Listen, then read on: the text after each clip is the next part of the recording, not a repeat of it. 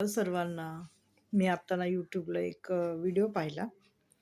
त्यांनी यूट्यूबला टाकलेलं आहे, सूर्यवंशी कोण आहे काय माहिती. तर त्यांचं आडनाव पण सूर्यवंशीच आहे आणि माझं माहेरचं पण आडनाव सूर्यवंशी आहे बरं का. तर तो माणूस आहे ना सांगत होता की त्याच्या बायकोचं अफेअर होतं बाहेर आणि त्याने त्याला बघितलं, पकडलं त्या बायकोला. तर तिने काय केलं, त्याच्या विरुद्ध कोर्टामध्ये केस टाकली.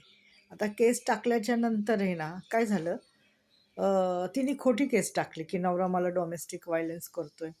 आणि त्याने त्या बाईने काय केलं, सासू आणि नवरा अ, त्या बाईला त्रास देत होते. त्रास म्हणजे तू असं करू नको, चांगली वाग, असं कर तसं कर.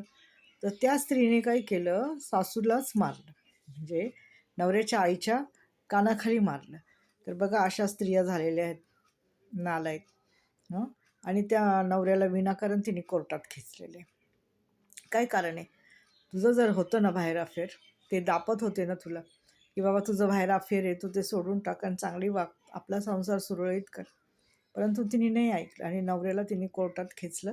आणि आता म्हणते जर सोडचिठ्ठी द्यायची असेल, सोडचिठ्ठी पाहिजे मला, आणि मला सोडचिठ्ठी घ्यायची आहे आणि मला इतके इतके पैसे दे. तर एक जणाने अशी कमेंट केलेली आहे की जर तिचे तुझ्याकडे पुरावे आहेत, तुझ्याकडे तिचं काय आहे सर्व काही, तर ते तू कोर्टात दाखव आणि तिला ठेंगा दे.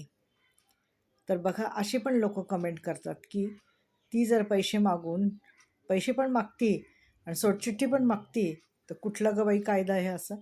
तुला जर सोडचिठ्ठी पाहिजे असेल तर तुला पैसे कुठून देणार? हो की नाही नवरा? आणि एकाने अशी कमेंट केलेली आहे की तिला पैसे देऊ नको, सोडचिठ्ठी देऊ नको, तिला तशीच सोडू दे. हो की नाही? तर असं पण आहे बघा, काही काही बायका नालायक नीच बायका झालेल्या आहेत. शिवाय मला तर अशा लोकांचं बघून असा मनाला संताप येतो ना की बस विचारायला नको.